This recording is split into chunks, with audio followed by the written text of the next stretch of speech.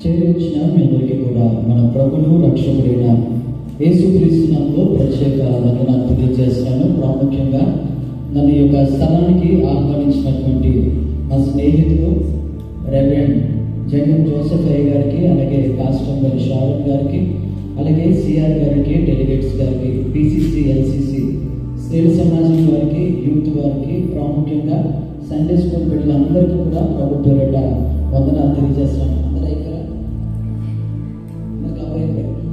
హల్లెలూయా. మంచిది. ఈ యొక్క సమయంలో ఉపవాస జీవ కూడికలు లేదా ఉపవాస ప్రార్థన కూడికలు ప్రతి సంవత్సరము కూడా క్రైస్తవులకు ఉన్నటువంటి మనం అందరము కూడా ఉపవాసం మీద ఒక రకమైనటువంటి పట్టు మనకు ఉంటారు. అవునా?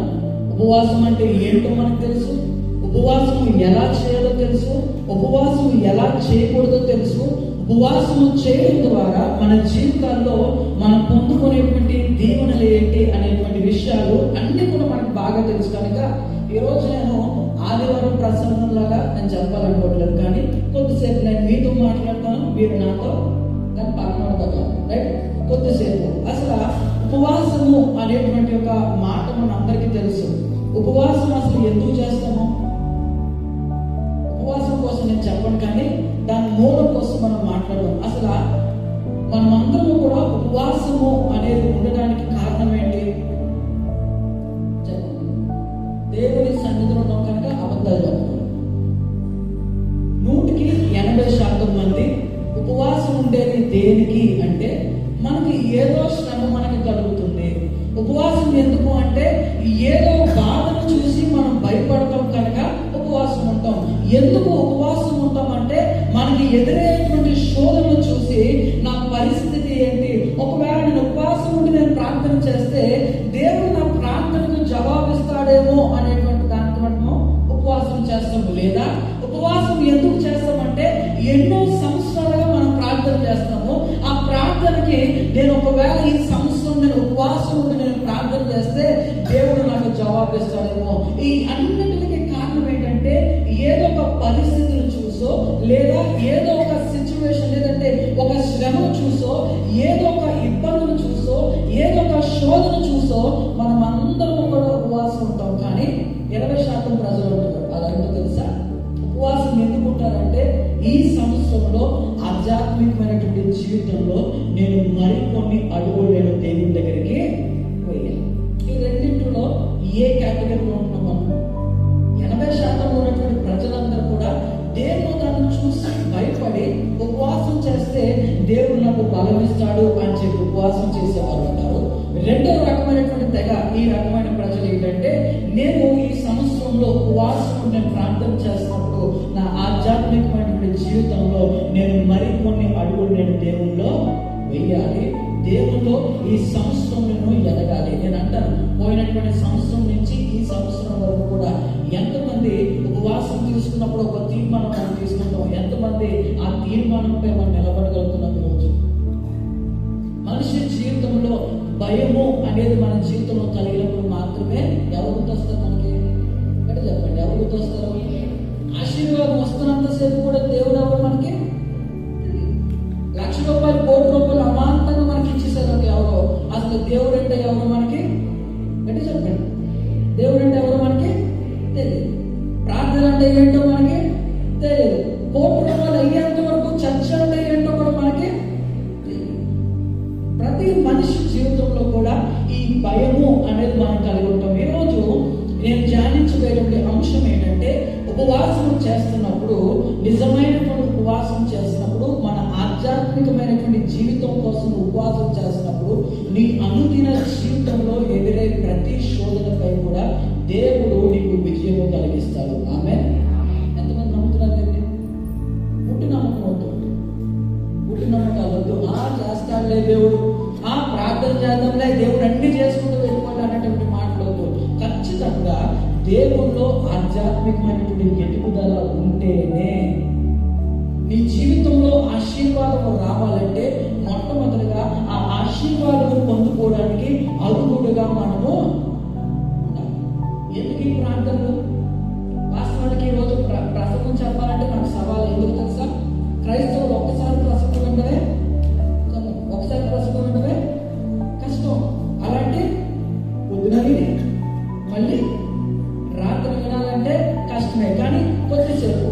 దేవుని యొక్క వాక్యాన్ని మనం జాగ్రత్తగా మనం ఆలకిద్దాం. అయితే భయము అంటే చదువు ఏం మాటది? ఇంకా గట్టిగా భయము.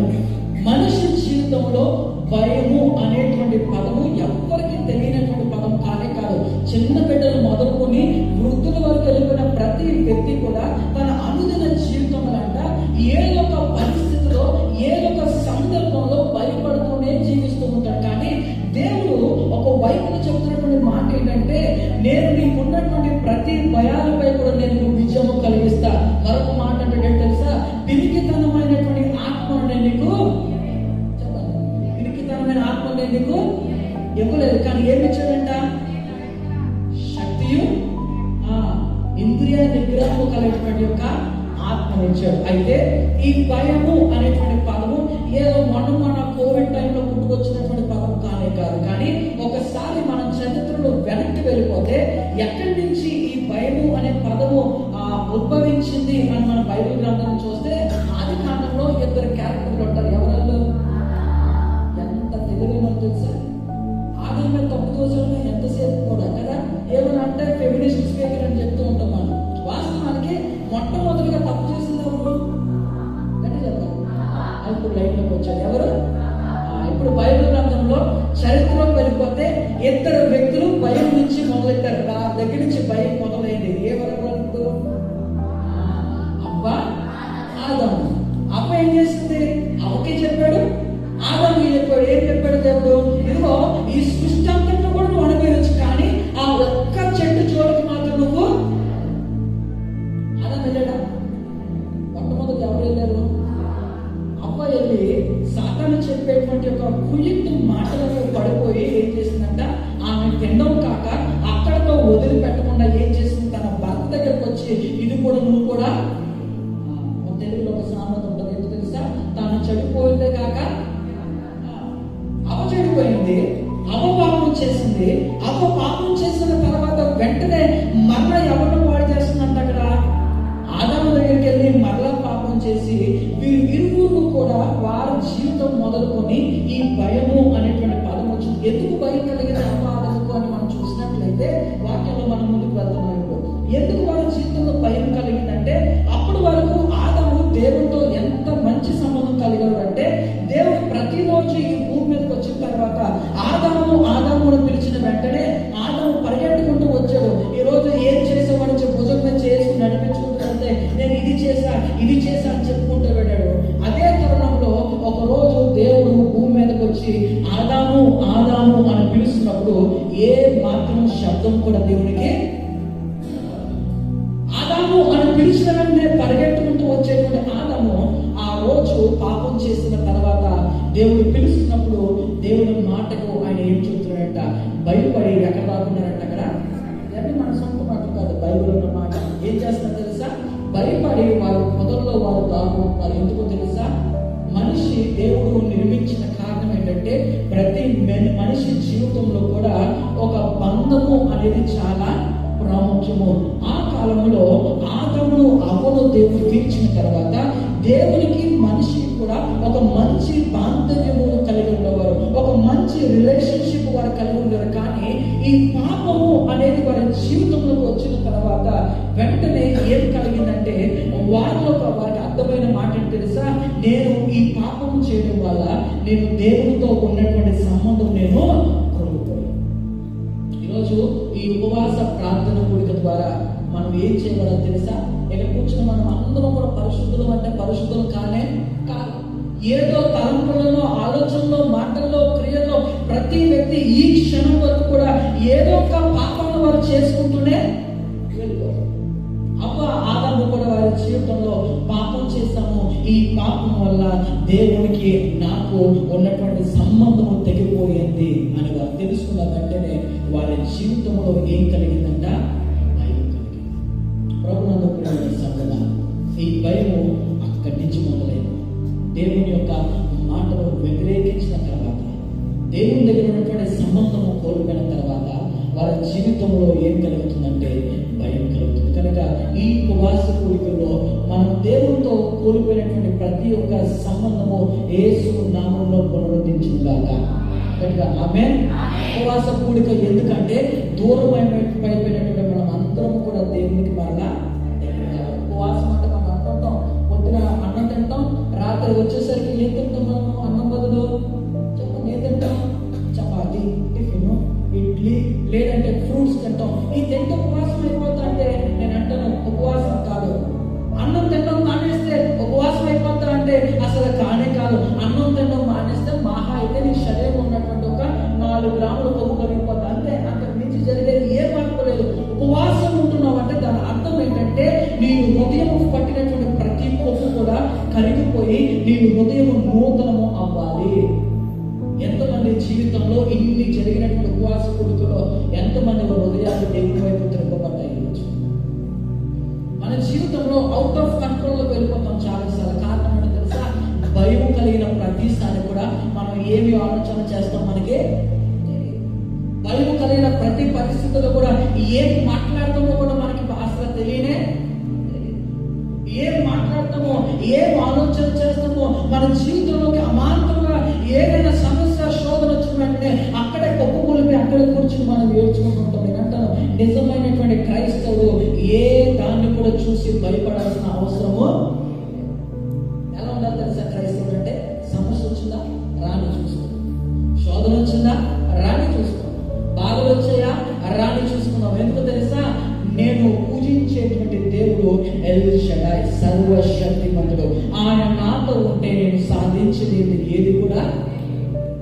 ఎంతమంది నమ్ముతున్నారు? చాలాసార్లు ఈ పాట పాడుకుంటాం కదా, ఏమైనా చేయగలవు, కథ మొత్తం మార్చగలవు, నీ నామముకే మహిమంతా తెచ్చుకొందువు. ఏమైనా చేయగలవు, కథ మొత్తం మార్చగలవు, నీ నామముకే మహిమంతా తెచ్చుకొందువు. యేసయ్యా యేసయ్యా నీకే నీకే సాధ్యము. అందులో ఒక మాట ఉంటుంది, నాకు చాలా ఇష్టమైన మాట ఏంటి తెలుసా? నీ ఆజ్ఞ లేనిదే ఏదైనా జరుగునా, నీ కంచె దాటగా శత్రువుకు సాధ్యమా. నీ ఆజ్ఞ లేనిదే ఏదైనా జరుగునా, నీ కంచె దాటగా శత్రువుకు సాధ్యమా. ఇలా పాడుకుంటారంటే ఉద్యోగం అయిపోయింది, సంగీత సాయంత్రం అయిపోయింది, రైట్? అందులో మాట ఏంటి? ఏదైనా చెప్పండి, ఏదైనా కథ మొత్తం కూడా ఆయన ఆజ్ఞ లేకపోతే ఏది కూడా నీ కంచె దాటుట శత్రువుకు. హల్లెలూయా. ఎంతమంది మాటలు నమ్ముతున్నారు? మళ్ళీ అడుగుతున్నాను, ఎంతమంది ఈ మాటలు నమ్ముతున్నారు? నమ్ముతున్నారా? దించండి. ఇప్పుడు నేను అంటాను, అమాంతంగా మన జీవితంలోకి అనారోగ్యమైన పరిస్థితి వచ్చేసింది, లేదా మనం కోలుకోలేనటువంటి ఒక ఇబ్బంది వచ్చేసింది అనుకోండి. ఎంతమంది ఈ మాటలు చెప్తారు? ప్రభువా ఈ సమస్య బట్టి నీకు వందనాలు ప్రభువా అని ఎంతమంది చెప్తారు?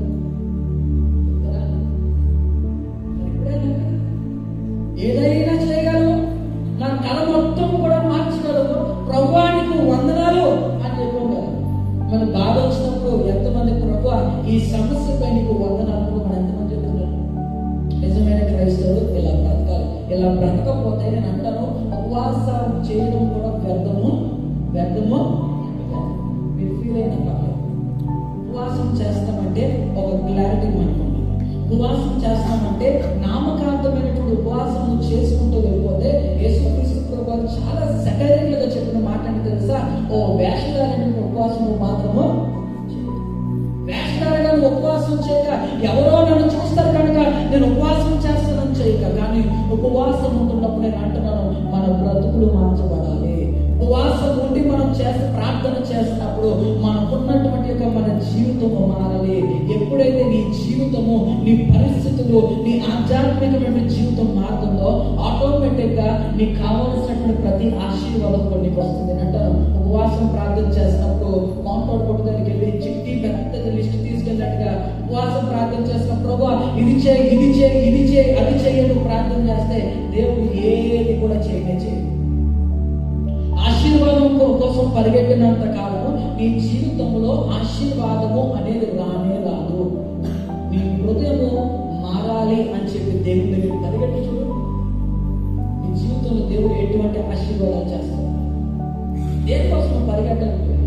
అద్భుతాల కోసం అక్కడికి సంఘానికి పరిగెట్టాల్సిన అవసరం లేదే లేదు. ప్రవచనాల కోసం అటు ఇటు పరిగెట్టాల్సిన అవసరం లేదు. అనారోగ్యం వచ్చిన స్వస్థత కూడికి నువ్వు పరిగెట్టాల్సిన అవసరం లేదు. నువ్వు కూర్చొని నువ్వు విశ్వాసంతో ప్రార్థన చేసినప్పుడు నువ్వు ఉన్న చోటనే దేవుడు అద్భుతమైన కార్యాలు చేస్తాడు. ఈరోజు అలాంటి వ్యక్తి కోసం ఈరోజు మనం ధ్యానం చేసుకున్నాము.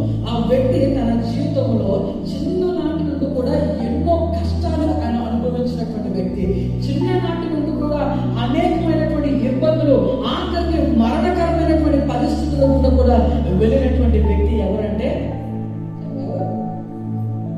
ఎవరికి చిన్నప్పటి నుంచి కూడా తన కష్టాలే, చిన్న వయసు నుంచి కూడా అనేకమైన ఇబ్బందులు తన జీవితంలో కలుగుతున్న ఆ వ్యక్తి ఎవరంటే భక్తుడైనటువంటి దావీదు. ఆయనకున్న బిరుదు ఏంటో తెలుసా? ఆయన వృత్తి ఏంటి? దేవుడు ఎలా ఆశీర్వదించాడంటే రాజు చెప్పండి, మహారాజు.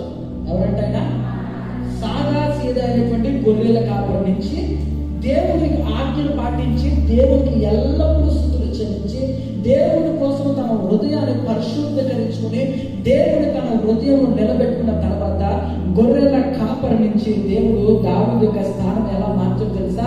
ఇశ్రాయేలు దేశం అంతటిని కూడా మహారాజుగా దేవుడు నియమించాడు. దావీదుకు కష్టాలు ఏమంటే కష్టాలు ఉన్నాయి. దావీదు చిన్నతనంలోనే అతనికి అభిషేకం ఇచ్చిన తర్వాత ఒక వ్యక్తి చాలా భయపడ్డాడు. ఆ వ్యక్తి ఎవరు తెలుసా? సౌలు.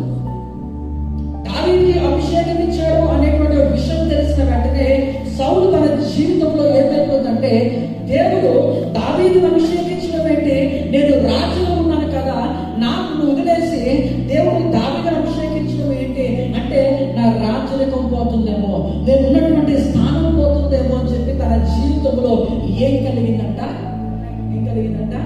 భయం కలిగింది. ఏం చేస్తున్నాడో తెలియదు సౌలుకి, ఏమి ఆలోచన చేస్తున్నాడో తెలియదు సౌలుకి. అక్కడి నుంచి మొదలైన దావీదు జీవితము పరుగే పరుగు, ప్రతిరోజు పరుగులు పెడుతూనే ఉంటున్నాడు. దేనికంటే తన ప్రాణమును కాపాడుకోవడానికి. అభిషేకింపబడిన దినం మొదలుకొని సౌలు దావీదుని చంపడానికి ఎన్నో రకాలైనటువంటి ప్రయత్నాలు చేసుకుంటూ దావీదు తన ప్రాణాలను కాపాడుకోవడానికి రాజ్యం మీద రాజ్యాలు, రాజ్యం నుంచి రాజ్యాలు ఆయన పరిగెట్టుకుంటూ వెళ్ళిపోతే గాత్ అనేటువంటి ప్రాంతంలో అకీష్ అనేటువంటి రాజ్యంలోకి ఆఖరిగా ఆయన అక్కడ చేరుకున్నాడట. ఈ 34వ కీర్తనలో పైన ఉన్నటువంటి మాటను ఒకరు చదవండి గట్టిగా. దావీదు అబీమెలెకు ఎదుట వెర్రి వాణి వలె ప్రవర్తించి అతని చేత తోలివేయబడిన తర్వాత రచించినటువంటి ఒక కీర్తన. ఈ కీర్తన ఏదో రాసుకుంటూ వెళ్ళిపోదామని చెప్పే కీర్తన కానే కాదు. కీర్తనలు అన్నీ మీరు చూసినట్లయితే స్తుతి కీర్తనలు ఉంటాయి, లేదా ఆదరణ కలిగించే కీర్తనలు ఉంటాయి, లేదా దేవుని కోసము ప్రవచనాలు కలిగినటువంటి కీర్తనలు ఉంటాయి. ఇలాగా అనేక రకాలైనటువంటి కీర్తనలు ఉన్న దాంట్లో దావీదు రాసినటువంటి కొన్ని కీర్తనలు చాలా ప్రత్యేకమైనవి. ఏంటి తెలుసా? 23వ కీర్తన చాలా ప్రత్యేకం. ఎందుకంటే దావీదు ఒక వ్యక్తిగతమైనటువంటి సాక్ష్యంతో ఆయన రాసినటువంటి కీర్తన 23వ కీర్తన అయితే, ఈ 34వ కీర్తన ఏంటి తెలుసా? దేవుడు తన జీవితంలో క్లిష్టమైనటువంటి పరిస్థితుల్లో దేవుడు దావీదును ఎలాగైతే తప్పించాడో, దేవుడు దావీదుతో ఎలాగైతే తోడై ఉన్నాడో అని రచించినటువంటి ఒక చాలా చారిత్రాత్మకమైనటువంటి ఒక కీర్తనగా దీన్ని మనం చూస్తూ ఉంటాం. అయితే ఉన్నటువంటి 22 వచనాలు కూడా 22 మాటలు దావీదు తన వ్యక్తిగతమైన సాక్ష్యంతో ఆయన రాస్తున్నాడంట. అయితే ఈరోజు ఇందులో రాయబడిన దాంట్లో క్లుప్తంగా కొన్ని ఆదరణ కలిగించేటువంటి ఒక కీర్తనల కోసము నేను చెప్తూ ఉంటాను. 34వ కీర్తనలో మొట్టమొదటి వచనం చదవండి ఒకసారి. నేను ఎల్లప్పుడూ యెహోవాను సన్నతించును, నిత్యము ఆయన కీర్తి నా నోట. మరి నేను ఎల్లప్పుడూ యెహోవాను సన్నతించును, నిత్యము ఆయన కీర్తి నా నోట. మన జీవితంలో కష్టం కలిగినప్పుడు ఎంతమంది నోట అంట స్తుతులు ఉంటాయి. చాలాసార్లు పాట పాడతాం కదా, నేనెల్లప్పుడూ నిత్యము ఆయన కీర్తి నా నోట ఉండును. అందులో ఉంటుంది అంతా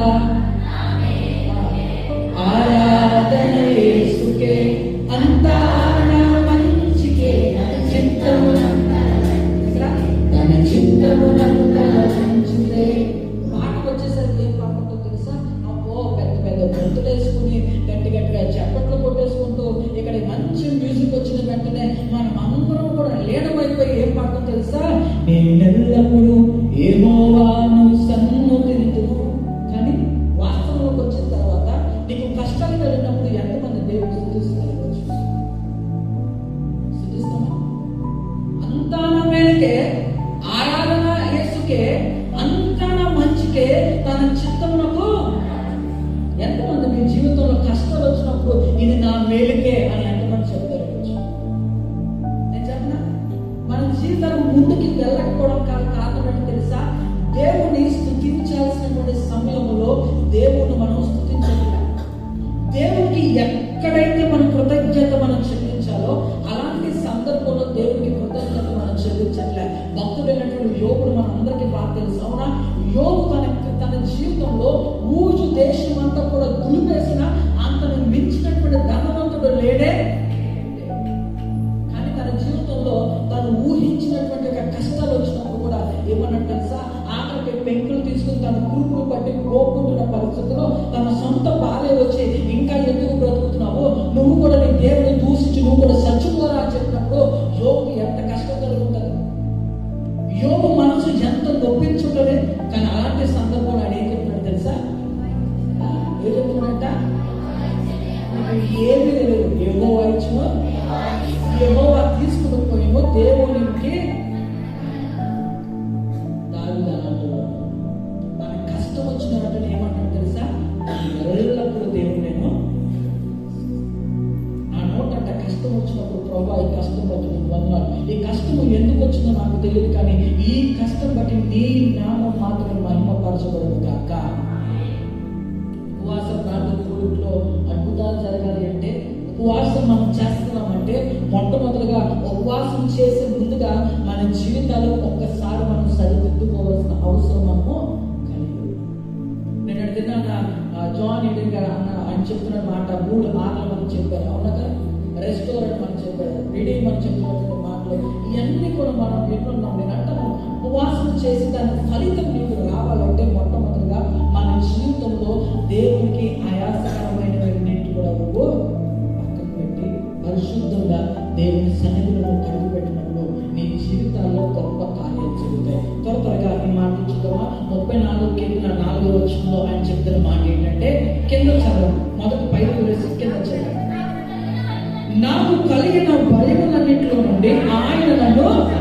రైట్, దావీదు తను చెప్తున్నటువంటి మాట ఇది కూడా ఒక సాక్ష్యంగా చెప్తున్నాడు. తన జీవితంలో పొందుకున్న దాన్ని బట్టి ఏం చెప్తున్నాడంటే, నాకు కలిగిన భయములన్నింటిలో నుండి ఆయన నన్ను. దావీదుకి భయం లేదా అంటే, దావీదుకు కలిగిన కష్టాలు, ఎన్నో కష్టాలు కలిగాయి, అవునా? ఏమంటారా? ఎన్నో కష్టాలు మనం అనుభవిస్తున్న దానికంటే ఎన్నో రెట్టింపు కష్టాలు దావీదు పొందుకున్నాడు. ఎన్నో భయంకరమైనటువంటి పరిస్థితులు కూడా, ఆఖరికి ఏంటో తెలుసా? చచ్చిపోతున్నటువంటి పరిస్థితుల్లో, రాజులు వచ్చి కట్టుబట్టుకుని చంపేసినటువంటి పరిస్థితుల్లో కూడా, భయంకరమైనటువంటి పరిస్థితుల్లో దేవుడు దావీదు యొక్క చేతులు పట్టుకుని పైకి తీసుకొచ్చి సజీవులంతా దేవుడు నిలబెట్టాడు. హల్లెలూయా. ఈరోజు నేను అంటాను, దావీదు మనిషి కాదు, దేవత. దావీదు కూడా మనిషే, మనం కూడా ఎవరు? డౌట్ ఏముందా? లేదు కదా. ఇక్కడ కూర్చున్న మనము మనుషులే, దావీదు కూడా మనిషే. దావీదు జీవితంలో అద్భుతాలు చేసినటువంటి దేవుడు మన జీవితంలో చేయలేడా అంటే తప్పకుండా చేస్తాడు. దావీదుకు మనకున్నటువంటి వ్యత్యాసం ఏంటి తెలుసా? దావీదుకు ఉన్న పేరు ఏంటంటే, దావీదంట దేవుని యొక్క హృదయాను. మనం ఏ హృదయానుసారమో తెలుసా? లోకంతో నిండిపోయినటువంటి హృదయాన్ని మనం అనుసరించేవారు కనుక మన జీవితంలో ఏ అద్భుతాలు జరగలే.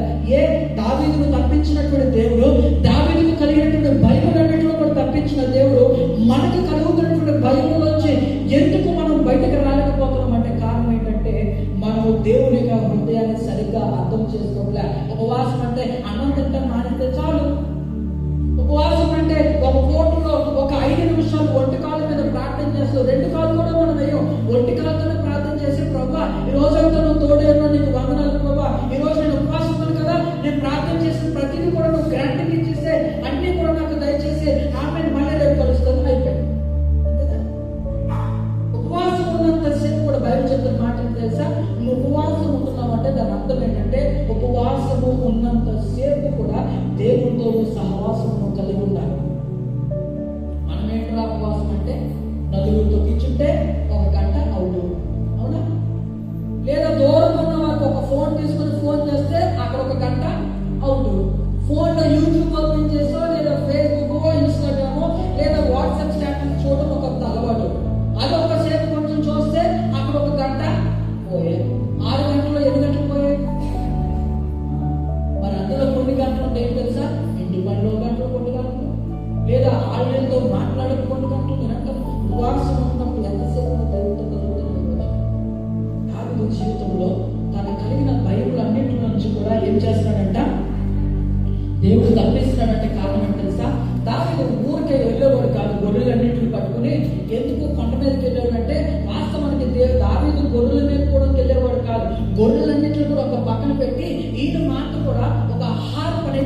ఇన్స్ట్రుమెంట్ తీసుకుని ఒక కొండ దగ్గరికి వెళ్ళి ఎత్తైన స్థలంలో కూర్చుని ఆ హార్పు పట్టుకుని దేవుని స్తుతించుడి ఎల్లప్పుడూ దేవుని స్తుతి అంటే దాని అర్థం ఏంటంటే ఈ పాట పాడేది అర్థం కాదు. దాని అర్థం ఏంటో తెలుసా? తన దేవునితో వ్యక్తిగతమైనటువంటి సహవాసము దావీదు ప్రభునందు సంఘ ఈరోజు మన జీవితాల నుంచి బయటకు రావాలి భయం నుంచి అంటే మొట్టమొదటిగా దేవునితో నీ సహవాసం చాలా దృఢముగా బలముగా నువ్వు బ్రతకడం నేర్చుకోవాలి. రెండోది మనం చూద్దాం, పైన వచనం చదవండి. నేను యెహోవా యొక్క విచారణ చేయగా ఆయన నాకు మొట్టమొదటి ఏముందంట, నాకు కలిగిన భయములు అన్నింటిలో నుండి ఆయన నన్ను తప్పిస్తాడు. రెండవ ఆదరించేటువంటి మాట ఏం చెప్తున్నాడంటే నేను యెహోవా యొక్క విచారణ చేయగా ఆయన నాకు ఉత్తరం ఇచ్చింది. ఎప్పుడు తెలుసా? నువ్వు ఎల్లప్పుడూ దేవుడికి నువ్వు కృతజ్ఞతాస్తుతులు చెల్లించినప్పుడు మాత్రమే, ఎల్లప్పుడూ దేవుడితో ఆ సహవాసము ఆ బాంధవ్యం నువ్వు కలిగినప్పుడు మాత్రమే నీకు కలిగినటువంటి ప్రతి ఒక్క నువ్వు కళ్ళు మూసుకుని యేసయ్యా అని పిలిచిన వెంటనే నా కుమారుడు నా కుమార్తె చెప్పు నీ బాధ ఏంటో చెప్తాడు. దేవుడి స్వరం వినాలి అంటే నీ వ్యక్తిగత ఆధ్యాత్మికమైన జీవితం బలపడాలి. ఆధ్యాత్మిక జీవితం బలంగా లేదనుకోండి ఓటే పడిపోతాం. చాలా మంది అనుకుంటాం కదా, చాలాసార్లు ప్రశ్నలు వేసుకుంటాం. నేను ప్రార్థన చేస్తున్నా, బైబిల్ చదువుతున్నా, ప్రతి ఆదివారం దేవుని ఆలయం వెళ్తున్నాను, కానీ శోధన శ్రమలు వచ్చినప్పుడు నేను పడిపోతున్నాను. అయ్యా ఎందుకు నేను పడిపోతున్నానంటే దానికి కారణం ఏంటంటే నీ లోపల ఉన్నటువంటి ఒక ఆంతర్యము, నీ లోపల ఉన్నటువంటి ఆధ్యాత్మిక జీవితము బలముగా అంటే క్రైస్తవులుగా బ్రతుకుతాము, మరొక కాలము ఆచార్యాల మీద పెడతాం. క్రైస్తవులుగా బ్రతుకుతాము, ఈ లోకంలో ఉన్నటువంటి పద్ధతులు మనం పాటిస్తుంటాం. క్రైస్తవులుగా బ్రతుకుతాం ఏంటో తెలుసా? సండే క్రైస్తవులుగా మనం బ్రతుకుపోతాం. మండే నుంచి శనివారం నుంచి అసలైన కథ బయటపడుతుంది. ఆదివారం వచ్చిన వెంటనే ఉదయకాలం 6 గంటలు లేచి వాట్సాప్ స్టేటస్ ఒక పాట పెట్టాలి. ఏంటో తెలుసా? నిన్ను నేను విడువను దేవా, ఉంటే నాకు చాలు యేసయ్యా. ఒక చిన్న క్లిప్ పెట్టేస్తామా అయిపోయింది. మన భక్తి జీవితం వాట్సాప్ చూసేవారు అందరికీ తెలిసిపోయింది. ఇదేనా క్రైస్తవ్యం? దేవుడు కోరుకునే క్రైస్తవ్యం అంటే ఇదేనా? ఉపవాస ప్రార్థనలు చేయడం అంటే ఇదేనా? చాలా మంది సగటున క్రైస్తవులు చేసే పనిదే. అవసరం వస్తే దేవుడు, అవసరం లేకపోతే దేవుడు ఎవడో మనకే, నీ పాస్టర్ ఎవరో నీకు, నీ సంఘం ఏదో కూడా నీకు. 3వ చూడండి ఒకసారి, 6వ వచనం చదవండి. ఇక్కడ ఈ దీనుడు మొర్ర పెట్టగా యెహోవా ఆలకించును, అతని శ్రమలన్నింటిలో నుండి అతన్ని రక్షించును. ఏం చెప్తున్నాడు తెలుసా? ఈ దీనుడు మొర్ర పెట్టగా యెహోవా ఆలకించును, తన శ్రమలన్నింటిలో నుంచి కూడా ఆయన తనను రక్షిస్తాడు. చాలా మంది చేసే ప్రార్థన ఎలా తెలుసా? ఇప్పుడే చేస్తారు ఉపవాస ప్రార్థనలో. ఏం ప్రార్థన చేస్తారు తెలుసా? ప్రభువా నేను ప్రార్థన చేస్తున్నాను, నాకు ఈ కష్టం వచ్చింది, ఈ కష్టం అర్జెంటుగా ఏం చేయాలి? చెప్పండి గట్టిగా, ఏం చేయాలి అమ్మా? చెప్పండి అమ్మా. 5 ఆదివారం ప్రసంగం కాదు, నా కళ్యాణ్ ఎక్కడ ఉన్నా గట్టి చెప్పండి ఒకసారి. ప్రార్థన చేస్తాం ఏంటి? మనకి ఏదైనా శ్రమ వచ్చిందనుకో మనం చేసే ప్రార్థన ఎలాగుంటుంది? ప్రభువా ఈ కష్టాన్ని అర్జెంటుగా ఎక్కడి నుంచి నువ్వు గట్టి చెప్పండి. ఏం చేసే చూసే. నేను అంటాను, నువ్వు అలాంటి ప్రార్థన చేస్తే నీ జీవితంలో కలగాలి. ఈ రోజు నుంచి నువ్వు చేసే ప్రార్థన జీవితం మార్చుకోవడం. ఎలాంటి ప్రార్థన చేస్తే తెలుసా? కష్టాలు లేకపోతే నువ్వు క్రైస్తవుడు కాదు, శ్రమలు లేకపోతే నువ్వు క్రైస్తవుడు కాదు. ఇంగ్లీష్ లో ఒక మాట తెలుసా? Calm waters never created a skillful sailor. అంటే నెమ్మదిగా ఉన్నటువంటి అలలు ఎప్పుడు కూడా నైపుణ్యము కలిగినటువంటి నావికులు ఎప్పుడు కూడా తయారు. అలలు నెమ్మదిగా ఉన్నాయనుకోండి, ఈ గట్టి నుంచి ఆ గట్టికెళ్ళాలంటే ఊరికే బోట్ వేసుకున్నాను. అలలు వచ్చినప్పుడు ఆ నావికుడికి కలిగినటువంటి ఒక నైపుణ్యత అప్పుడు బయటపడుతుంది. ఏంటి తెలుసా? ఇంత భయంకరమైన అలలో నేను ఎలాగైనా ఆ గట్టుకు నేను మన జీవితంలో శ్రమలు రావాలి, శోధనలు రావాలి, కష్టాలు రావాలి అంటే నువ్వు ఊహించినటువంటి విపత్తులు తప్పకుండా రావాలి. కానీ నువ్వు చేసే ప్రార్థన ఎలా ఉంటుందో తెలుసా? ప్రభువా ఈ సమస్యను తీసే ప్రభువా అని చేయడం అంటే, ప్రభువా ఈ సమస్య నాకు ఎందుకు వచ్చిందో నాకు తెలియదు, కానీ ఈ సమస్యపై యేసు నామములో నాకు విజయం కలుగుగాక. ఇలాంటి ప్రార్థన చేయండి. నీ జీవితంలో ఎందుకు విజయం కలుగుతుందో నేను చూస్తాను. రాసి పెట్టుకోవడం కావాలి. ప్రార్థన చేస్తున్నప్పుడు ప్రభువా తీసే తీసే తీసే అంటే కుదరదు. క్రికెట్ ఆడుతున్నప్పుడు వికెట్ వెళ్ళకుండా నేను క్రికెట్ ఆడతానంటే కుదురుతుందా? క్రైస్తవ జీవితంలో సమస్యలు లేకపోతే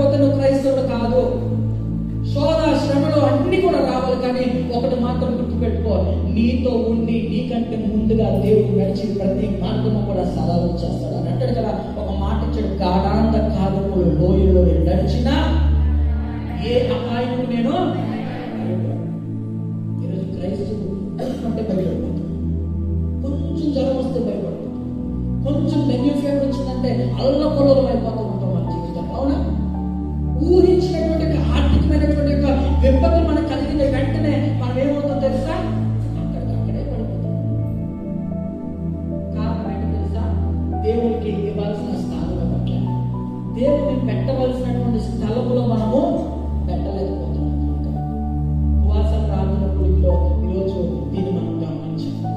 దేవుని వెనక పెట్టి నేను నడుచుకుంటూ వెళ్తాను ప్రభా, నువ్వు నా వెనకాల వచ్చినట్టు కుదురుతుందా? కాలు ఇరిగిన తర్వాత ప్రభా ఎలాగైపోయింది అంటే నా పరిస్థితి అంటే దేవుడు ఏమంటో తెలుసా, బాగా అయిందా? నువ్వు ఎవరిని అడిగి నువ్వు దేవుని దగ్గర ప్రార్థన చేసినప్పుడు మొట్టమొదటిగా నువ్వు ఏది చేయాలనుకున్నా నువ్వు ప్రార్థన చేసినప్పుడు ఎలాంటి ప్రార్థన చేయాలంటే, ప్రభా ఇది నీ చిత్తమైతే నా జీవితంలో, ప్రభా నాకు ఎందుకు ఈ బాధ వచ్చిందో నాకు తెలియదయ్యా, కానీ నాకు తెలుసు ఈ బాధ బట్టి నీ నామానికి మహిమ తెచ్చుకునే విధంగా నన్ను నిలబెట్టుకున్నాను. ఎంత పవర్ఫుల్ ప్రేయర్ తెలుసు. దావీదు ఇలాంటి ప్రార్థన చేసేవాడండి, యోగు ఇలాంటి ప్రార్థన చేసేవాడు, అబ్రహాము ఇలాంటి ప్రార్థన చేసేవాడు. కనుక వారి జీవితంలో ఓటమి అనేది వారు ఎప్పుడు కూడా రుచి చూడనే నడుచుకుంటూ అడుగుపెట్టే ప్రతి ఒక్క స్థలము ఆశీర్వదింపబడుతుంది. కారణం ఏంటో తెలుసా, పౌలు అడుగుపెట్టే ప్రతి ఒక్క స్థలము ఆశీర్వదింపబడుతుంది. కారణం ఏంటో తెలుసా, వారి జీవితంలో వారి భయాలన్నింటినీ కూడా పక్కన పెట్టి నా ధైర్యము నా దేవుడు అని చెప్పి ముందుకు వెళ్ళారు. కనుక వారి జీవితంలో వారి ధైర్యము కానీ వారు జీవిస్తారు.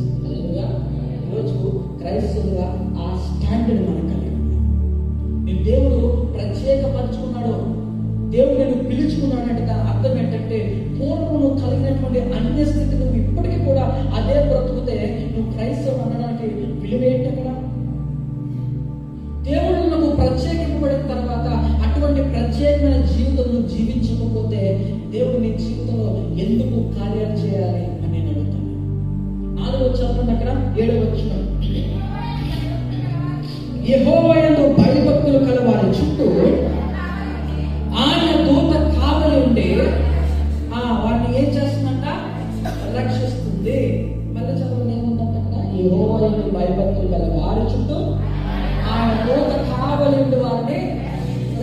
చాలా మంది రాత్రి పడుకున్నప్పుడు ఒక వింత ప్రార్థన చేస్తాము. ఏంటి తెలుసా?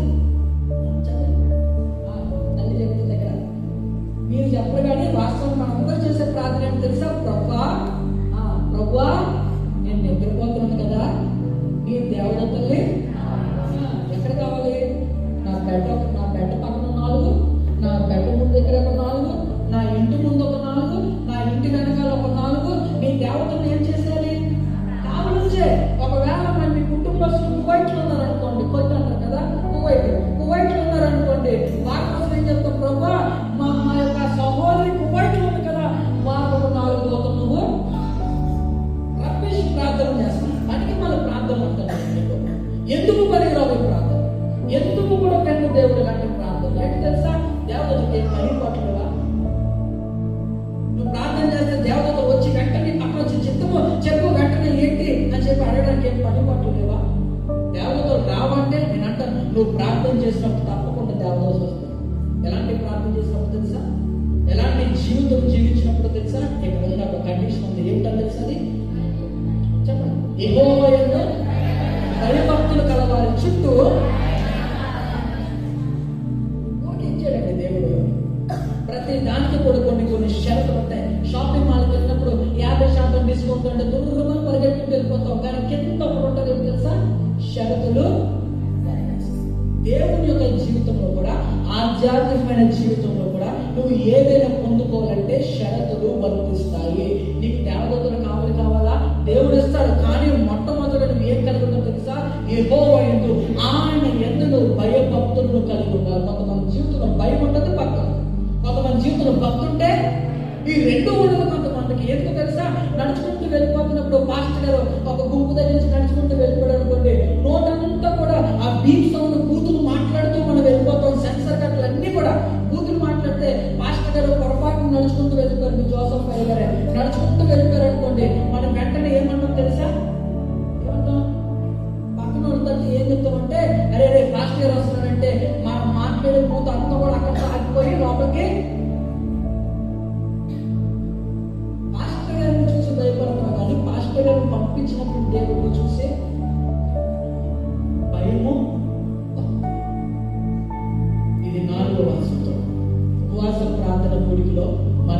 నేర్చుకోవాల్సింది అంటే మనము దేవుని యందు భయభక్తులు మనం కలిగి ఉండాలి. భయం మాత్రమే కాదు, భక్తులు చేశారు.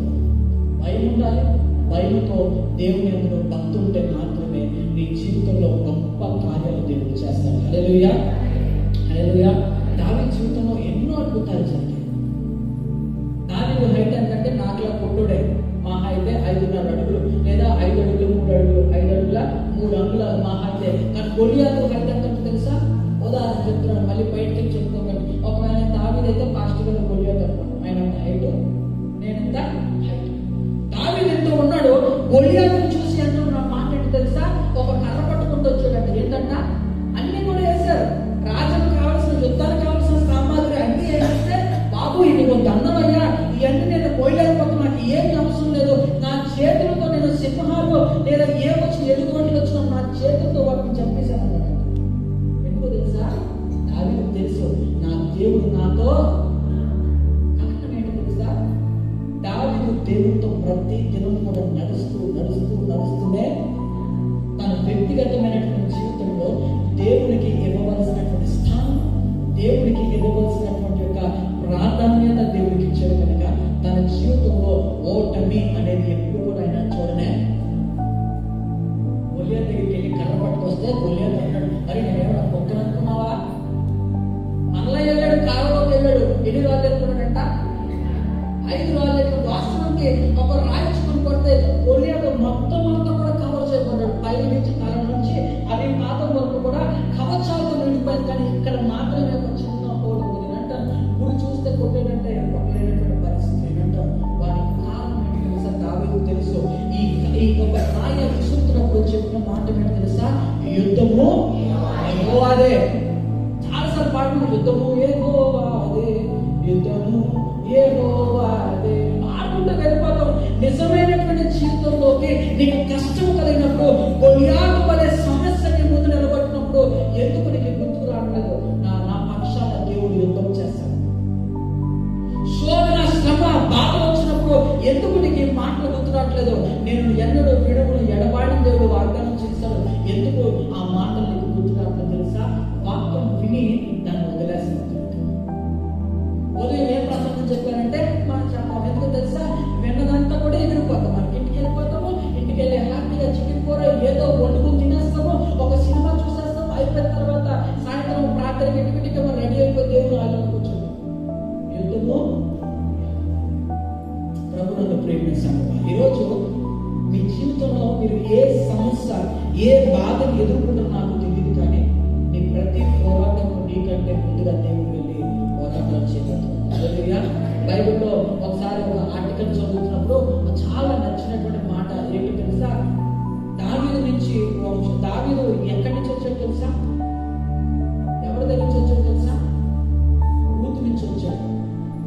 గొలియాతు ఎక్కడి నుంచి వచ్చాడు తెలుసా? ఎక్కడి నుంచి వచ్చాడంట? ఓర్ఫా నుంచి వచ్చాడు. ఓర్ఫా యొక్క సంతానం చక్కని ట్రైబ్ నుంచి. రూతు ట్రైబ్ నుంచేమో దావీదు వచ్చాడు, ఓర్ఫా ట్రైబ్ నుంచేమో గొలియాతు వచ్చాడు. రూత్ ఏమో తనకి కలిగినటువంటి కష్టాల్లో తన అక్కను పట్టుకొని దేవుని నమ్ముకొని తన జీవితంలో ముందుకు వెళ్ళిపోయింది. అభిషేకాన్ని వెంబడించి రూతు వెళ్ళింది. కానీ ఓర్ఫా మాత్రము తనకి కలిగినటువంటి పరిస్థితులు చూసి భయపడిపోయి తన బలమును నమ్ముకొని ఓర్ఫా వెళ్ళిపోయింది. ఈ రోజు నేను చెప్తున్న మాట తెలుసా? దావీదు గొలియాతు ఎదురుగా నిలబడుతున్నప్పుడు తనకు అభిషేకం ముందు బలము తల వచ్చింది ఆ రోజు. హల్లెలూయా, హల్లెలూయా. దావీదు గొలియాతు చాలా బలవంతుడు, కానీ ఏ ప్రయోజనం? దావీదుకు కలిగినటువంటి అభిషేకం ముందు ఈ గొలియాతు ఏ బలము కూడా నిలవలేకపోయింది. హల్లెలూయా. ఈరోజు మన జీవితంలో ఈ మాటను మీరు గుర్తుపెట్టుకోండి. దేవుడు ఇచ్చేటువంటి అభిషేకాన్ని ఎప్పుడైతే మీరు పొందుకుంటారో, ఆ అభిషేకంలో ఎప్పుడైతే మీరు నడుస్తూ ఉంటారో, ఆ అభిషేకాన్ని ఎప్పుడైతే మీరు ఆస్వాదించి దాన్ని ఆహ్వానించుకుని మీ జీవితంలో మీరు ముందుకు వెళ్తూ ఉంటారో, మీకు కలిగిన ప్రతి భయం నుంచి కూడా దేవుడు తప్పించి ముందుకు నడిపించుగాక. గట్టిగా హల్లెలూయా, గట్టిగా హల్లెలూయా. దేవుని యొక్క అభిషేకం ముందు తప్పకుండా ప్రతి ఒక్క బలం కూడా తలవంచవలసిందే. ఆమేన్. మన జీవితంలో చాలా ఖచ్చితమైన పరిస్థితులు వస్తాయి. ఎందుకంటే ఆ పరిస్థితిని చూస్తూ భయపడక, పరిస్థితిని చూసి భయపడక, కానీ ఆ పరిస్థితికి చెప్పు, నా దేవుడు చాలా సర్వశక్తిమంతుడు. సాతానుకు ఒక మాట ఇచ్చాడు. దేవుడు ఏమి అపవాదిని మీరు ఎదిరించి వాడి మీ దగ్గర నుంచి ఎప్పుడైనా చదివారా? ఎప్పుడో క్యాలెండర్లో కంఠస్వాక్యం కింద మనం చదువుకుంటాం. ఏంటంటే అపవాదిని మీరు ఎదిరించండి, వాడి మీ దగ్గర నుంచి. మనం ఏం చేస్తాము? వాస్తవానికి మనకు కలిగేటువంటి ప్రతి కష్టాలు కూడా అపవాదిని తీసుకొచ్చాడే. అపవాదిని చూసి ఎంతమంది ఎదిరేస్తున్నారో, అపవాదిని చూసి ఒక యాడ్లాగా రా నా పక్కన కూర్చొని చెప్పి ఎంతమంది అపవాదిని తీసుకొచ్చి నీ పక్కన కూర్చోబెట్టుకో. లోకమంతా కూడా ఆచార్యాలు, లోకమంతా కూడా అన్ని ఆచారాలే. ఏదైనా పెళ్లి చేయాలంటే మంచి రోజు చూడాలి, ఏదైనా చేయాలంటే గడప ఏదో కావాలి, ఏదో ఒకటి ఎన్ని చేసుకుంటూ మళ్ళా సంవత్సరంలో ఒకసారి ఉపవాస ప్రార్థన గురించి జరిగిన వెంటనే అతి పరిశుద్ధులుగా తయారైపోయి అసలు ఆచారాలు అంటే ఏంటో మనం తెలియనట్టుగా మనం బ్రతుకుతే అంటాము. నటించేటువంటి క్రైస్తవులు దేవుడికి ఏది జరగలేదు అంటారు. ఏది ఎంత కూడా నీ జీవితంలో జరగదు. బైబిల్ గ్రంథంలో నీ జీవితంలో మొట్టమొదటిగా అద్భుతాలు పొందుకోవాలి, ఉపవాస ప్రార్థనకు నీకు జవాబు పొందుకోవాలంటే మొట్టమొదటిగా దావీదు తన జీవితంలో కలిగినటువంటి భక్తి, భయము, భక్తి నువ్వు కలిగినప్పుడు జరుగుతుంది. రెండోది ఏంటో తెలుసా? విధేయతను చూపించాలి. ఏం చూపించాలంట? గట్టిగా నాకు ఇంకా 16 నిమిషాలు ఉన్నాయి. 16 నిమిషాలు నిర్మించుకుంటాం. క్లాక్ వైపు చూడడం కానీ మా చర్చలో యువతలు చూసేవారు ఎవరికి క్లాక్ లేదు, మీకు లేదు. దేవుడికి స్తోత్రం, మంచిది. మా చర్చలో యువతలు ఉండే క్లాక్లన్నీ తీసేసాను. కేవలం నాకు మాత్రమే కనపడేలా. ఎందుకో తెలుసా? దగ్గర కూర్చున్నంతసేపు కూడా ఎక్కడికి వెళ్ళిపోతున్నాను, గడియారంలో వెళ్ళిపోతుంది, టైం కూడా అయిపోతుంది. కానీ నాకు ఇచ్చిన ఆ సమయంలోనే నేను ముగిస్తా. బైబిల్ గ్రంథంలో రెండవ వ్యక్తి ఎవరంటే భక్తుడైనటువంటి నోవాహును మనం చూస్తూ ఉంటాం. నోవాహు తన జీవితంలో చూసినట్లయితే ఒకసారి హెబ్రీయులకు రాసినటువంటి పత్రిక 11వ అధ్యాయము, హెబ్రీయులకు రాసిన పత్రిక 11వ అధ్యాయము 7వ వచనం చదవండి ఒకసారి. విశ్వాసమును బట్టి నోవాహు అది వరకు చూడని సంగతుల గురించి దేవుని చేత హెచ్చరింపబడి భయభక్తులు గలవాడే తన ఇంటి వారు రక్షణ కొరకు ఆ ఓడను సిద్ధం చేసును. అందువలన అతడు లోకం మీద నేర స్థాపన చేసి విశ్వాసమును బట్టి కలుగు నీతికి వారసుడాయను. నోవాహు చెప్తున్న వరకు ఏంటంటే అది వరకు చూడబెట్టబడ్డది. ఏంటి అంతవరకు చూడబడ్డది అంటే నోవాహు దేవుడు కనబడి చెప్పిన మాట ఏంటో తెలుసా? నోవాహు జీవిస్తున్నటువంటి ప్రాంతం అంతా కూడా భయంకరమైనటువంటి ఒక ఎడారి ప్రాంతము. అలాంటి ఎడారి ప్రాంతంలో దేవుడు చెప్పిన మాట ఏంటంటే నోవాహు నువ్వు లేచి ఒక ఓడ, నువ్వు ఏం చెప్పాడంటే నోవాహు వెళ్ళి ఒక ఓడ నువ్వు సిద్ధం చేయి. నోవాహు వెంటనే చెప్పిన మాట ఏంటో తెలుసా? అవునా, సరే ప్రభా, నేను వెంటనే సిద్ధం చేస్తాను ప్రభా చెప్పాడా? ఇలాగ చెప్పలే. ఏం చెప్పాడు తెలుసా? అయ్యా నాకు వడ్రంగి పంట రాదే అని చెప్పిన వెంటనే అందుకే దేవుడు అంటాడు ఏంటో తెలుసా? కొలతలతో సహా దేవుడు ఆ ఓడను ఎలా కట్టాలి, ఎంత వెడల్పు ఉండాలి, ఎంత ఎత్తు ఉండాలి, ఎన్ని గదులు ఉండాలో ప్రతిదీ కూడా కొలతలతో దేవుడు నోవాహుకు తెలియజేసింది. కారణం ఏంటో తెలుసా? దేవుని మాటకు విధేయత చూపించాడు, విశ్వాసం చూపించాడు. రెండోది ఏం చూపించాడంటే విధేయత చూపించాడు. చాలా ఫన్నీగా అనుకున్నారు. నోవాహు ఓడ కడుతుంటే చుట్టుపక్కల అందరూ కూడా చూసి, ఒరే నువ్వు ఏడ పిచ్చోడు ఏంట్రా, ఎడారిలో ఎత్తైనటువంటి స్థలంలో ఇంత పెద్ద ఓడ కడుతున్నావే అనగా, ఆ కాలంలో ఇప్పుడంటే ఆ ఎడారి ప్రాంతంలో 5 సంవత్సరాలకు లేదా 4 సంవత్సరాలకు ఒకసారి వర్షం వచ్చేస్తుంది. కానీ ఆ కాలంలో మనం వెళ్ళిపోతే 50 సంవత్సరాలకు ఒకసారి వర్షం పడేది. 50 సంవత్సరాలకి ఒక్కసారి వర్షం పడేది. నోవాహుకు తెలుసు అది వరకు చూడనటువంటి పరిస్థితులు అంటే ఇదే. వర్షమే రావడం కష్టం అంటే ఆటంగా దేవుడు చెప్పిన మాట తెలుసా? ప్రళయం వచ్చేస్తుందంట. అది వరకు చూడనటువంటి జ్ఞాపకం చేసుకోండి. ఎక్కడి నుంచి ప్రారంభం తెలుసా? రోమిలకు రాసినటువంటి పత్రిక 10వ అధ్యాయం 17వ వచనం ఉంటుంది కదా, వినుట వలన విశ్వాసము. చాలు చూడదు, నేను చెప్పిస్తాను. వినుట వలన విశ్వాసం కలుగుతుంది. నోవాహుకు దేవుడు చెప్పిన మాటకి వెంటనే విధేయత చూపించే ముందుగా నోవాహు చేసిన పని ఏంటంట? ఏం చేశాడు తెలుసా? వినడం ప్రారంభించాడు. దేవుడు ఏం చెప్తున్నాడో చాలా జాగ్రత్తగా విన్నాడు. హల్లెలూయా. మన చుట్టుపక్కల అందరూ కూడా ఒరే వర్షమే పడదు, నువ్వేంట ఎంత పెద్ద ఓడ కడతావు అంటే, సుమారు నోవాహు కట్టిన ఎన్ని సంవత్సరాలు తెలుసా?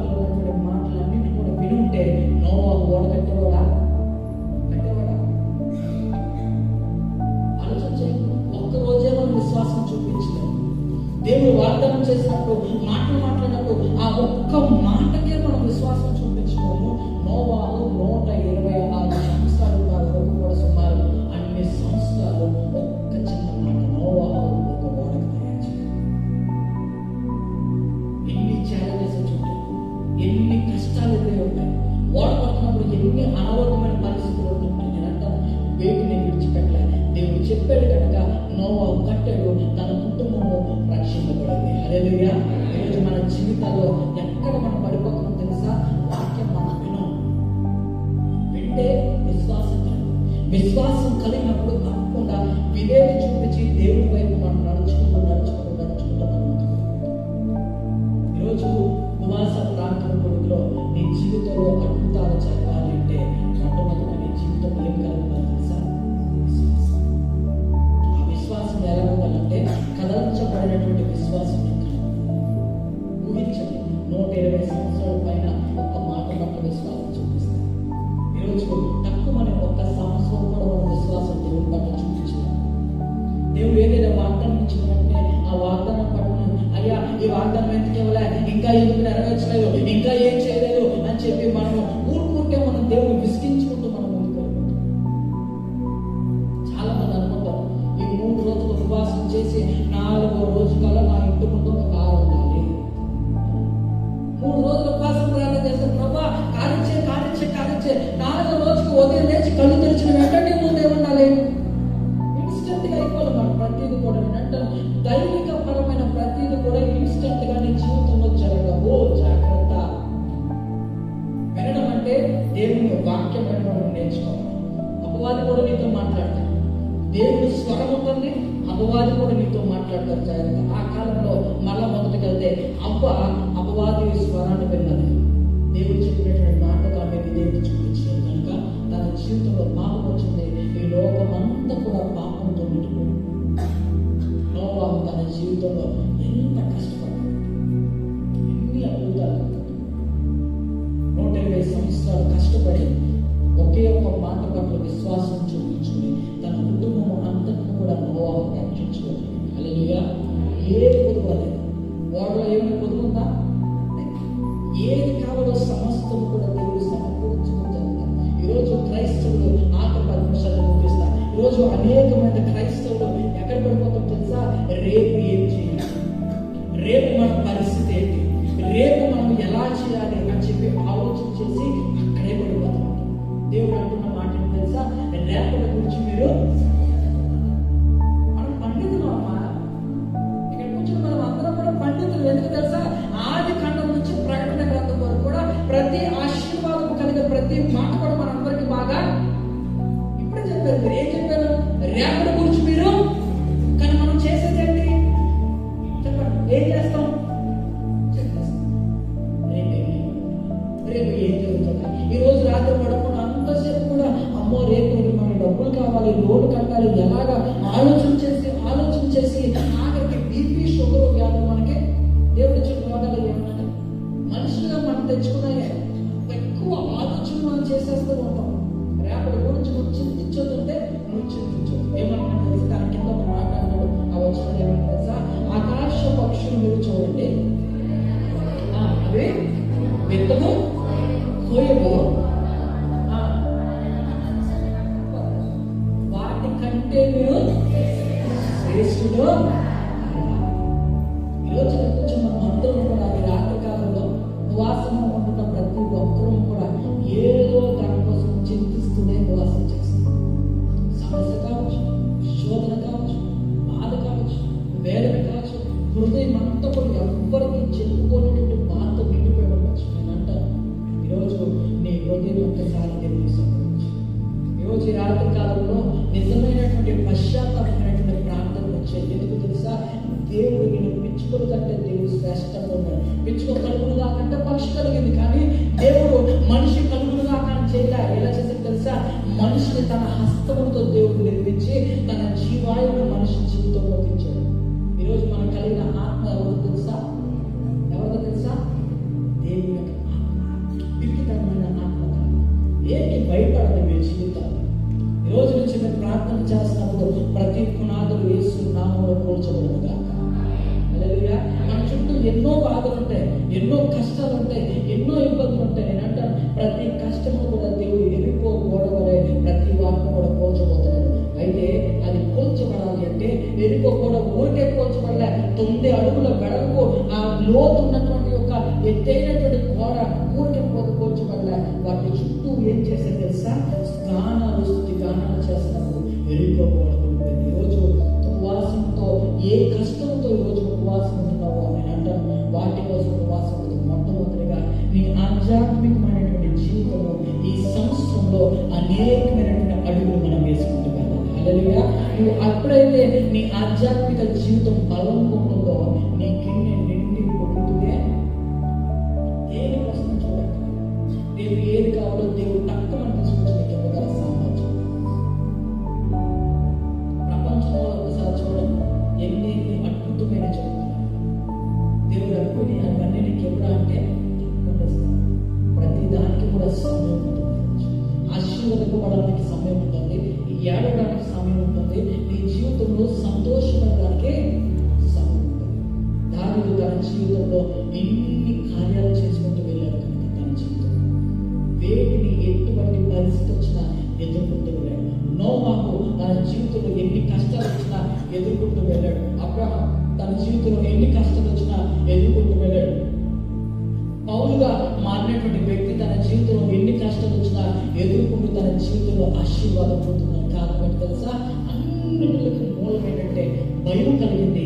కానీ ఆ భయంలో వారు నేర్చుకున్న సత్యం ఏంటంటే ఈ భయం కొద్దిసేపు ఉంటుంది, కానీ నా దేవుడు నాకు కలిగిన ప్రతి భయములన్నింటిలో కూడా విజయం కలిగిస్తాడు.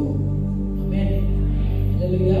కనుక ఈరోజు ఉపవాసం దేనికోసం ఉంటుందో నాకు తెలియదు, కానీ మీ ఆధ్యాత్మిక జీవితం కోసం మరొక సంవత్సరము ఈ ఉపవాస కూడికలో వచ్చేలోపుగా ధైర్యంగా గర్వంగా మనం చెప్పాలి, నేను ఆధ్యాత్మిక జీవితంలో ఇన్ని అడుగులు ముందుకు వెళ్ళానని చెప్పి గర్వంగా చెప్పాలి. అప్పుడే ఈ ఉపవాస ప్రార్థనకు అర్థమవుతుంది.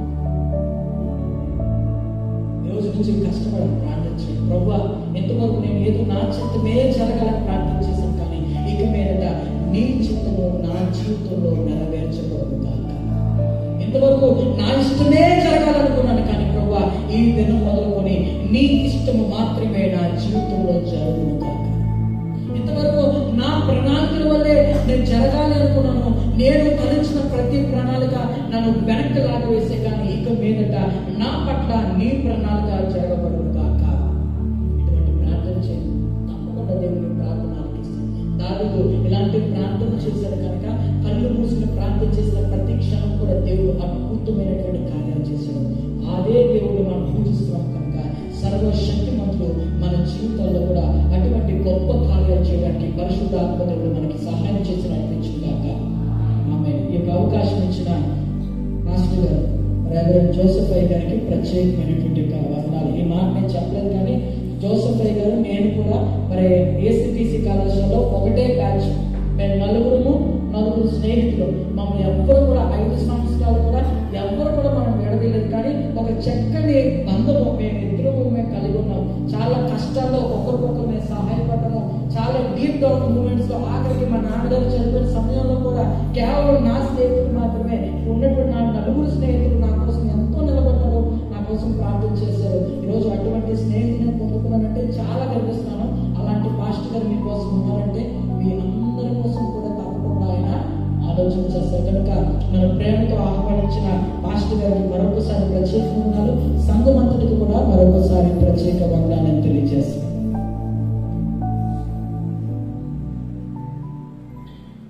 దేవుడు ఆలకిస్తుంది, మన ప్రార్థనకు జవాబు అనుగ్రహించే దేవుడు ఆయన.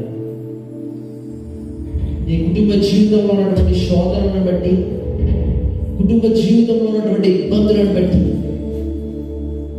దేవుని యొక్క సన్నిధానానికి రాలేనటువంటి పరిస్థితుల్లో, నీ యొక్క వ్యక్తిగత జీవితంలో ఉన్నటువంటి భయాలను బట్టి దేవుని ఆరాధించలేనటువంటి పరిస్థితుల్లో నీకు ఉన్నటువంటి భయాన్ని తొలగించి, నీకు ఉన్నటువంటి భయాన్ని విడిచిపెట్టి దేవుణ్ణి నీ యొక్క పూర్ణ హృదయముతో ఆరాధించి, యెహోవా యందు భయభక్తులు గల వారి చుట్టూ ఆయన యొక్క దూత కావలి. నీ జీవితంలో భయము భక్తి రెండు ఉండడం ద్వారా మాత్రమే దేవుని యొక్క ఆశీర్వాదమును పొందుకోకూడదు. నీ జీవితంలో భయం ఉండడం ద్వారా నీవు దేవుని ఆరాధించి, నీ జీవితంలో ఉన్నటువంటి భయాన్ని తొలగించు. ప్రభువా, నా జీవితం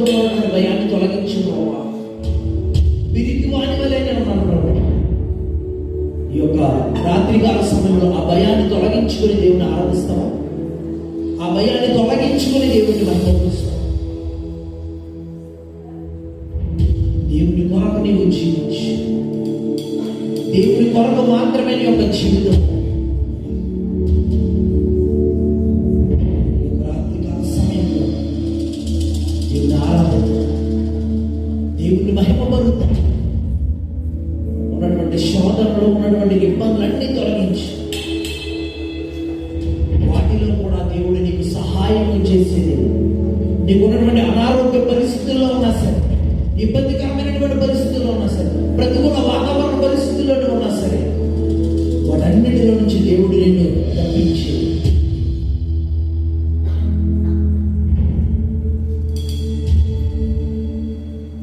యేసుని కొరకై ఇలా జీవించి బాసురముగానే నన్ను వినము. దోషములన్నీ పాపెను మోక్ష నివాసము నా ప్రభు చేర్చునుగా. యేసుని కొరకై ఇలా జీవించి బాసురముగానే నన్ను వినము. శోధన బాధలు శ్రమలకై ఆదుకొనును నా ప్రభువని శంభు. వ్యాధులు లేములు మరణము వచ్చిన దానుడే నా నిరీక్షణము. యేసుని కొరకై ఇలా జీవించి బాసురముగానే నన్ను వినము. నిజమే ప్రభువా, నా జీవితంలో శోధనలు వచ్చిన, నా జీవితంలో బాధలు వచ్చిన, నా జీవితంలో శ్రమలు చెలరేగిన, నీవు మాత్రమే నన్ను ఆదుకునే దేవుడు. వ్యాధులు వచ్చినా సరే, నన్ను మరణం వరకు తీసుకుని వెళ్ళినా సరే, ప్రభువా నీవే నా నిరీక్షణ. ప్రభువా నీవే నాకు సహాయము చేసే దేవుడు అని చెప్పి రాత్రికాల సమయంలో ఎవరికి వారు ప్రార్థన చేయాలి. ప్రభువా నా ప్రార్థన ఆలకించు. ప్రభువా నాకు సహాయము చేసే దేవుడము నీవు మాత్రమే. ప్రభువా నీవు మాత్రమే నన్ను ఆదుకున్నావు. నీవు మాత్రమే ప్రభువా. నీవు సర్వశక్తిమంతుడవు ప్రభువా. నా జీవితంలో కార్యము చేసేటువంటి దేవుడము నీవే. ప్రభువా కొద్దిగా ఆలస్యం అవుతాం. నువ్వు చేసినటువంటి ప్రార్థనలు జవాబు కొన్ని సందర్భాల్లో కొద్దిగా ఆలస్యం అవుతాం. అంత మాత్రమే దేవుడు శక్తి లేనటువంటి వాడు కాదు. అంత మాత్రమే దేవుడు చేతగాని వాడు కాదు. తగిన సమయంలో నీ జీవితంలో ఎప్పుడు మరి ఆయనకు కార్యం ఆయన ఉన్నటువంటి సమయంలో ఆయన కార్యం చేశాడు. ఎవరికి వారు ప్రార్థించారు, ఎవరికి వారు వ్యక్తిగతంగా దేవుడి సన్నిధానంలో తలచుకుని ప్రార్థించారు. ప్రార్థన ఆలకించి ప్రార్థన ఆలకించు. ఆయన ప్రార్థనకు జవాబిచ్చేటువంటి దేవుడు. రాత్రికాల సమయం ప్రార్థించి ఎవరికి వారు ప్రార్థించారు. అత్యంత అగనికలు కలిగిన మా ప్రియ పరలోకపు తండ్రి, నీ ఘనమైన శ్రేష్టమైన ఉన్నతమైన ప్రశస్తమైన నామమును బట్టి నీకు వేలాది వందనములు స్తుతులు స్తోత్రములు చెల్లించుకుంటున్నాను. ఈ యొక్క ప్రభువా రాత్రికాల సమయంలో పరిశుద్ధ నతానీయుల సంఘంలో ప్రభువా ఈ యొక్క ఉపవాస ప్రార్థన గుడికలు 2వ రోజు ప్రభువా, మొదటి రోజు నీకు మహిమకరంగా జరిగించు. 2వ రోజు ప్రభు పాటల ద్వారా నేను మహిమపరిచు. ప్రభు మరి ముఖ్యంగా నీ సేవకుడు రెవరెండ్ కే. అబ్రహాం ప్రభు చక్కటి వాక్య సందేశాన్ని అందించు. ప్రభు ఉపవాస ప్రార్థన చేసేటప్పుడు మా జీవితంలో ప్రభు వేషధారణతో కూడినటువంటి ఉపవాస ప్రార్థన, వేషధారణతో కూడినటువంటి ఉపవాసము చేయకుండా మా జీవితంలో భయాన్ని తొలగించుకొని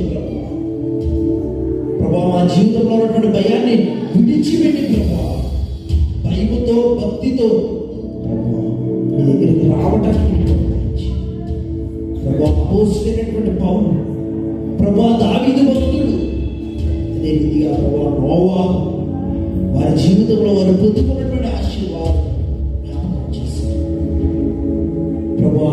వారు ఏ రీతిగా జీవించారు, మా యొక్క జీవిత విధానం కూడా ఆ రీతిగా ఉండడానికి గొప్పగా ఇచ్చింది.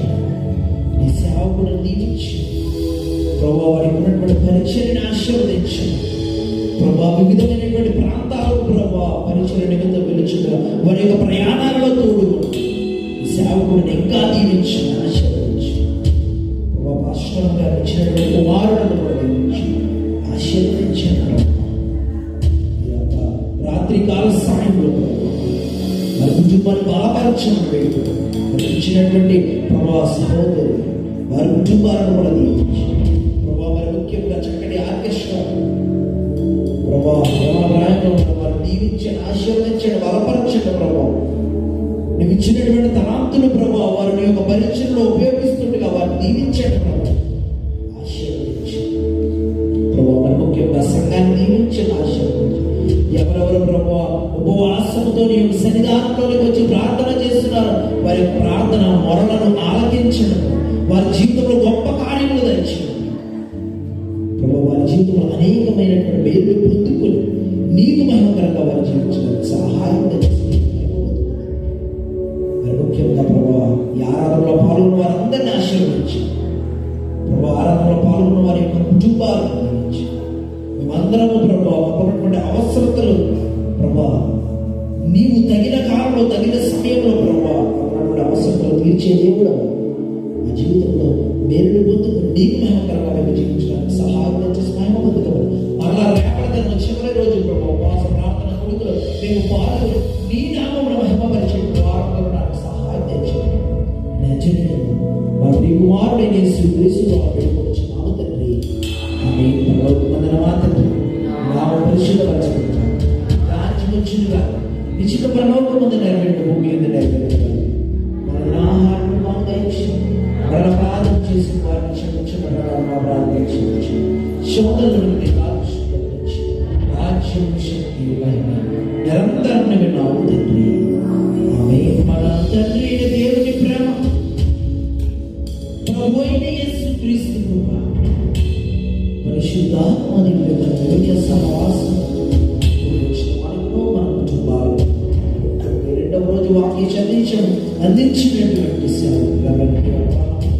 వారి యొక్క కుటుంబానికి వారి యొక్క పరిచయం సదాకాలం దేవుడితో ఉండి కాపాడుతున్నాను.